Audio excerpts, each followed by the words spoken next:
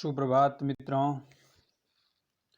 Inspire point YouTube channel पर आपका स्वागत है।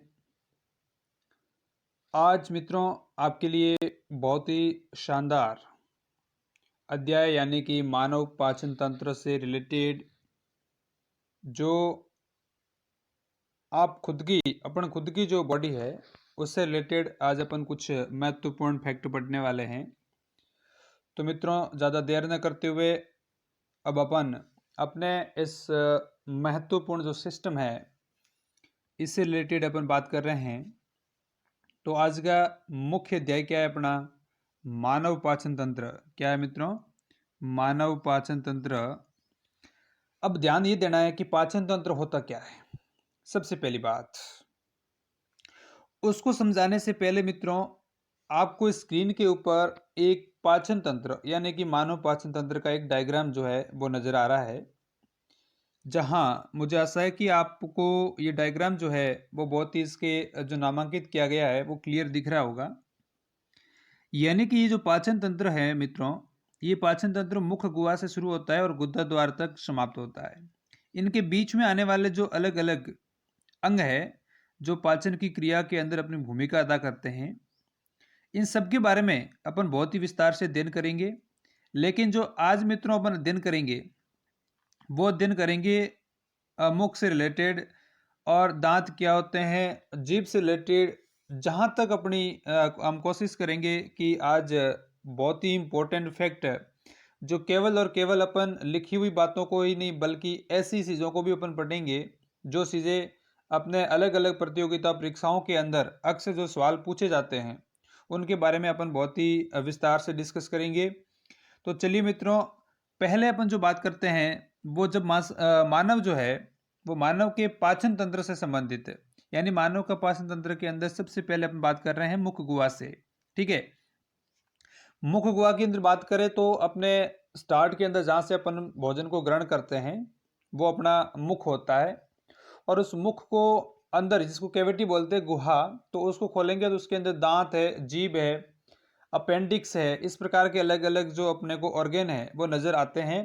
तो अपन स्टार्ट से मानव पाचन तंत्र के बारे में पहले पढ़ेंगे और फिर उसको ऑर्गेन को जो अलग अलग हैं उनके बारे में अपन विस्तार से डिस्कस करेंगे। तो चलिए पहले अपन पढ़ते हैं मानव का पाचन तंत्र। अब देखना है मित्रों ये कि पाचन तंत्र होता क्या है। कभी कभार इस जो इसकी डेफिनेशन है, इस डेफिनेशन से रिलेटेड अपने को कई बार क्वेश्चन पूछे जाते हैं। ठीक है, तो क्या लिखा है कि भोजन के बड़े बड़े जो अणु होते हैं उन बड़े बड़े अणुओं को छोटे छोटे अणुओं में तोड़ने की जो प्रक्रिया होती है उस प्रक्रिया को हम क्या कहते हैं। जैसे कि मित्रों अपन लोगों ने भोजन जो ग्रहण किया वो भोजन क्या होता है।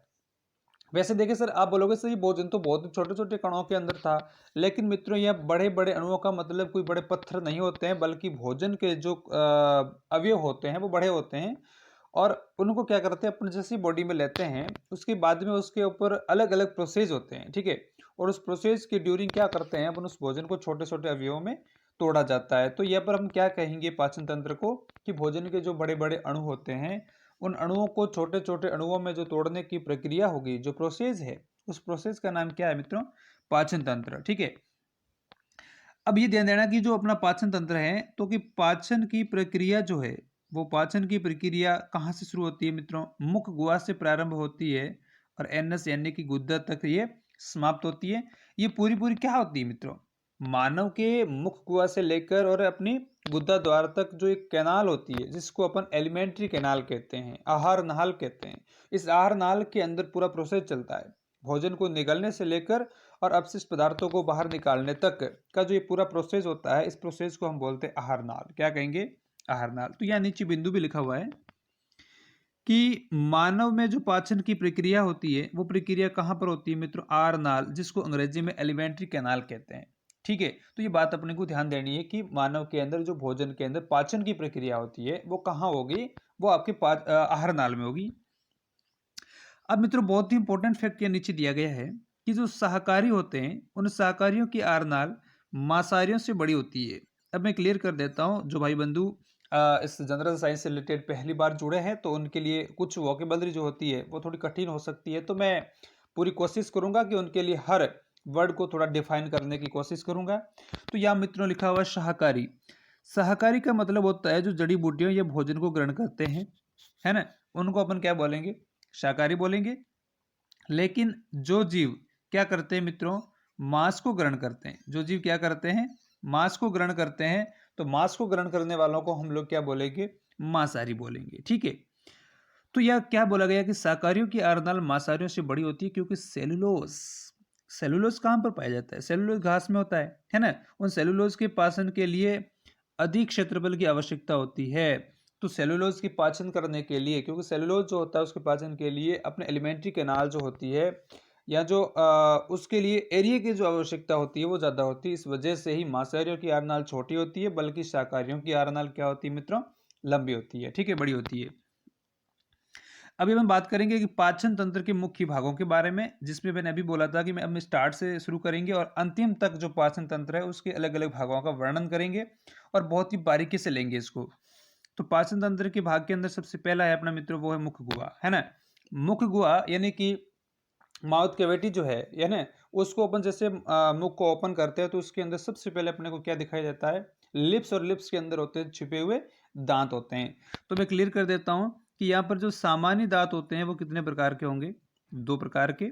यानी कि सबसे जो पहला है वो है आपके दूध के दांत, और दूसरे जो है वो है आपके वयस्क के दांत। यानी कि दूध के जो दांत होते हैं उन दांतों को अपन बोलते हैं अस्थायी दांत। अस्थायी क्यों बोलते हैं मित्रों, क्योंकि ये दांत जो होते हैं वो बचपन जो होती है अपनी, उसके बचपन में ये रहते हैं, उसके बाद में ये गिर जाते हैं। यानी कि ये स्थायी दांत नहीं होकर क्या है, अस्थायी दांत है ना। उस और ये होते कितने, 20 होते हैं, है ना, नंबर भी याद रखना है। और वयस्क के अंदर दांत कितने हैं, वयस्क के अंदर टोटल जो है वो 32 होते हैं ना। इसको क्या बोलेंगे अपन, स्थायी दांत बोलेंगे। यानी कि ये परमानेंट है ना। जो परमानेंट का मतलब ये एक बार आगे दूध के दांत गिरने के बाद में, उसके बाद में ये दांत स्थायी रहते हैं। ठीक है, तो ये बात होगी। उसके बाद में अपन देखेंगे कि जो वयस्क है ना, उस वयस्कों के अंदर जो दांत होते हैं मित्रों, उसको एक फॉर्मूले के रूप में यहाँ लिखा गया है ना। मैं उस क्लियर करता हूँ। फॉर्मूला है अपना 21-23 अपॉन 21-23, या 21-30 अपॉन 21-30 और गुणा मैंने 2 से किया है। मैं 2 से गुणा करने का मतलब क्या है, 2 से गुणा करने का मतलब ये है कि ये जो 2 लिखे हुए हैं ये मित्रों आपके इंसाइजर की संख्या है। किसकी संख्या है, इंसाइजर की। और कैनाइन जो है उसमें 1 है, प्रीमोलर 3 अपन कहेंगे। मैं इस तरीके से क्लियर कर देता हूँ, या इसको यहाँ ले जाता हूँ, इसके बाद में मैं इसको यहाँ ले जाता हूँ, और इसके बाद में जो मोलर है वो मोलर की संख्या क्या है, यहाँ पर 3 है। अब समझना क्या है मित्रों, 21-23 का मतलब ये आपका ऊपरी जबड़ा है। कौन सा जबड़ा है, ऊपरी। और ये जो आपका है वो है निचला जबड़ा, है ना। मानव के अंदर कितने जबड़े होते हैं, 2 जबड़े होते हैं, उसमें से एक ऊपरी और दूसरा निचला है। तो ऊपरी जबड़े के अंदर इंसाइजर दांतों की संख्या 2 है, और 2 को 2 से मल्टीप्लाई करेंगे तो टोटल इंसाइजर कितने हो जाएंगे, 4। कौन से जबड़े में, ऊपरी जबड़े में 4। इस तरीके से निचले जबड़े में भी कितने हो जाएंगे आपके 4। यानी कि इंसाइजर दांतों की संख्या मानव में कितनी होगी, 8 होगी। कितनी होगी, 8। उसके बाद में जो कैनाइन दांत होते हैं, और मैं क्लियर कर देता हूँ कि इंसाइजर दांतों का मुख्य कार्य क्या है, काटना। जो काटने के रूप में काम आते हैं मित्रों वो आपके इंसाइजर आते हैं। उसके बाद में कैनाइन आएंगे, तो कैनाइन ऊपरी जबड़े में 1 होता है, 1 को 2 से गुणा कर लो, ये ना 2 हो जाएंगे। 2 ऊपरी में होंगे तो 2 ही निचली जबड़े में होंगे। यानी कि कैनाइन दांतों की संख्या कितनी हो जाएगी अपने, 4। कितनी हो जाएगी मित्रों, 4। ठीक है, मैं क्लियर कर देता हूँ इसको, 4। प्रीमोलर की दांतों की संख्या ऊपरी में भी 2 हो जाएंगे, है ना, और 2 दूनी 4 और 4 ही नीचे हो जाएंगे। यानी कि प्रीमोलर की संख्या भी कितनी है अपने, 8। मोलर दांतों की संख्या कितनी होगी, तो मोलर दांतों की जो संख्या है वो है 6 और 6। भाई 3 दूनी 6 ऊपरी वाले जबड़े में, और 3 दूनी 6 भी कितने हो जाएंगे, निचले। तो ये हो गए आपके 12। अब ये दांत कितने हो गए टोटल, 8 और 8 16, है ना, 16 और 4 20 और 12 32 दांत। यानी कि वयस्कों के अंदर दांत कितने होंगे, 32 होंगे। और यदि बच्चों की बात करें तो मित्रों ये वाला जो फॉर्मूला है वो प्रभावी होगा। यानी कि 2102 2102, यानी कि इसमें 0 जो आ रहा है, यानी कि प्रीमोलर दांतों की संख्या बच्चों में नहीं होती है। क्लियर है। तो आपको यह दांत जो है वो संरचना और कार्य के आधार पर दांत कितने प्रकार के होते हैं मित्रों? 4 प्रकार के। पहला इंसाइजर है, दूसरा कैनायन है, फिर प्रीमोलर है और फिर मोलर है। इंसाइजर का काम होता है मित्रों काटना और कैनायन का काम होता है चीरना और फाड़ना, जो कि ज्यादातर मांसाहारियों के अंदर ही विकसित दांत होते हैं। प्रीमोलर का काम है चबाना और मोलर दांतों का काम भी क्या है मित्रों? चबाना। अब मैं दांतों से रिलेटेड कुछ महत्वपूर्ण फैक्ट जो आगे के स्क्रीन पर लेके जा रहा हूं। आप सभी ये सारे के सारे जो आपके फैक्ट है वो सभी कंपटीशन के एग्जाम में बहुत ही अच्छी तरीके से और कई बार इनको पूछा भी गया और आपको बहुत अच्छे तरीके से समझना है। पहला बिंदु, छोटे बच्चों के अंदर सर्वप्रथम कौन से दांत होते हैं? आपने देखा होगा छोटे बच्चों के जो मुख जो होता है उसमें सबसे पहले जो आगे के दांत बहुत ही अच्छे और सुनहरे दिखते हैं, वो दांत होते हैं मित्रों इंसाइजर। तो छोटे बच्चों में सर्वप्रथम कौन से दांत आते हैं? इंसाइजर दांत आते हैं। दूसरी जो मैंने बात अभी पहले भी बता दी कि छोटे बच्चों के अंदर प्रीमोलर दांत नहीं पाए जाते हैं, इसीलिए वहां पर 2102 के रूप में लिखा था, यानी 0 का मतलब वहां प्रीमोलर दांत बिल्कुल नहीं होते हैं। अब खास इंपॉर्टेंट है कि हाथी के बाहर निकले दांत कौन से होते हैं? कई बार इसको परीक्षा में पूछा गया है कि हाथी के बाहर निकले दांत कौन से होते हैं, तो मित्रों याद रखना वो इंसाइजर होते हैं और सबसे लंबे दांत होते हैं। ठीक है।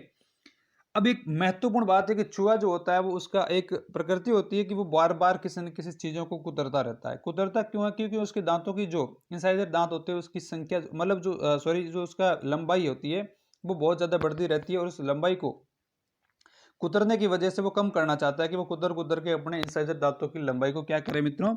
कम करे। तो वो भी दांत कौन से होते हैं? चूहा के अंदर भी इंसाइजर होते हैं। अब महत्वपूर्ण बात, आप जहां मैं स्टार्ट कर रहा हूं ये बहुत इंपॉर्टेंट बात है, इसको परीक्षा में पूछा गया प्रश्न है। अकल दांत या जिसको अपन क्या कहते हैं? चोर दांत कहते हैं। कौन सा दांत कहते हैं मित्रों? चोर चोर दांत, है ना, इसको याद रखना है आपको। हाँ, तो ये क्या है मित्रों कि मानव का एक अवशेषी अंग है। अवशेषी अंग क्या होते हैं मैं क्लियर कर देता हूं। ऐसे अंग जो हो सकता है कि अपने पूर्वजों में वो काम आ रहे थे लेकिन अब वो कोई काम की नहीं है, इस वजह से उन्हें अपन अवशेषी कहते हैं। मैं आगे आपको अवशेषी के बारे में और भी बताऊंगा डिटेल से। तो ये अकल दांत क्या होता है मित्रों? ये एक अवशेषी अंग है। ठीक है। तो अब ध्यान ये देना है कि मानव जो है उसके दांत पर कितने प्रकार की परतें पाई जाती है? तो मानव के दांत पर 2 प्रकार की परतें होती है। पहली इनेमल की परत होती है जो कि व्हाइट कलर को आपको बाहर दिखाई देती है। उसके बाद में मित्रों होती है आपकी डेंटिन की परत, जो कि उस इनेमल से क्या होती है? अंदर की ओर होती है और जो तंत्रिकाओं से जुड़ी हुई रहती है। तो ये परतें जो है वो बहुत इंपॉर्टेंट है, परीक्षा में पूछा जा सकता है। फिर है कि मानव शरीर का सबसे जो कठोर भाग है, अपने ह्यूमन बॉडी का सबसे जो कठोरतम भाग है वो कौन सा है? इनेमल है। और जो बना किससे होता है? जो कैल्शियम कार्बोनेट और कैल्शियम फास्फेट से मिलकर बना होता है। और जो मानव का सबसे क्या है मित्रों? कठोरतम भाग है। ठीक है, इस बात को अपने को याद रखना है। अब इसके बाद में जो मैं आपको महत्वपूर्ण बिंदु की ओर लेके जा रहा हूं वो ध्यान देना है कि जो इनेमल होता है मित्रों, वो इनेमल आपके इमाइलोब्लास्ट कोशिकाओं से मिलकर बना होता है। बहुत इंपॉर्टेंट है, प्रश्न कई बार पूछा जाता है कि इनेमल कौन सी कोशिकाओं से मिलकर बना होता है आपका? तो इमाइलोब्लास्ट कोशिकाओं से मिलकर बना होता है। और जो डेंटिन होती है आपकी, वो डेंटिन क्या है? वो डेंटिन होती है आपकी ओडेंटोब्लास्ट कोशिकाओं से मिलकर बना होता है। ठीक है ना। तो मित्रों ये जो था, इसमें मैं एक और बात आपको क्लियर कर देता हूं। अक्सर आपको सलाह दी जाती है कि हम लोगों को दातुन डेली करना चाहिए, बिल्कुल बात सही है, लेकिन दातुन क्यों करना चाहिए? इसका उद्देश्य क्या है? इसका उद्देश्य केवल इतना है कि आप लोग दातुन करो तो आपके मुंह की जो अम्लता है, एसिडिटी है, उसको क्या करना है? कम करना है। बल्कि यह नहीं कि आप दांतों को खींच खींच कर उसके ऊपर की इनेमल परत को ही उतार दे। इसलिए दातुन बहुत कम समय के लिए करना चाहिए। कम समय का मतलब यह नहीं कि आप महीने में एक बार करो, ये नहीं कहना चाहता हूँ मैं ये कहना चाहता हूँ कि आप दातुन करें तो बहुत ही मतलब 1 या 2 मिनट तक ही करें। ठीक है ना, ताकि आपके मुंह की अम्लता कम हो जाए और दांतों की इनेमल भी ना घिसे, क्योंकि सबसे ऊपर की परत इनेमल होती है और इनेमल गिरने के बाद दांत जो होते हैं वो कठोर नहीं रहेंगे, उसके ऊपर का भाग गिरना शुरू हो जाएगा। ठीक है मित्रों, तो आज का ये जो चैप्टर था, मैं इसके बाद में थोड़ा सा एक आपको विशेष प्रकार की एक संरचना बना रहा हूँ। आपको लगभग पता चल गया होगा, है ना, यहाँ ऐसे। ठीक है। अब मित्रों यहाँ पर क्या बनाना चाह रहा हूँ आप लोग बहुत अच्छी तरीके से समझ गए होंगे। ये जो है वो आपका हायोड ग्रंथि है। कौन सी है? हायोड। और ये जो एक याद रखना है कि ये किससे झिल्ली द्वारा जुड़ी रहती है, तो ये फ्रेनुलम झिल्ली के द्वारा अपनी जीभ जुड़ी रहती है। बीच का जो भाग होता है यहाँ, वहाँ से भोजन का कोई टेस्ट नहीं मिलता है, स्वादहीन। ठीक है। सबसे आगे वाले भाग से अपने को मीठा जो होता है उस मीठे भाग का टेस्ट मिलता है। सबसे पीछे वाला भाग पर यहाँ पर कड़वा, जो कड़वा भाग होता है, यानी कि यह भाग जो है इसे कड़वे चीज़ों का टेस्ट मिलता है। दोनों साइड से खट्टे भाग का और बिल्कुल बीच में तो कोई स्वादहीन होता है। तो ये मित्रों जीभ के बारे में अपन नेक्स्ट जो अपनी क्लास लगेगी उसके अंदर जीभ के बारे में और ये भोजन का जो पाचन होता है वो किस तरीके से आगे प्रोसेस में बढ़ता है, अपन टाइलिन बहुत सारे एंजाइमों के बारे में, लार के बारे में बहुत ही विस्तार से पढ़ेंगे। तो मुझे आशा है कि आपको इस क्लास के अंदर जो मैंने इंपॉर्टेंट फैक्ट बताए हैं वो मेरी आशा है कि वो सारे फैक्ट आपके किसी न किसी एग्जाम में काम आएंगे।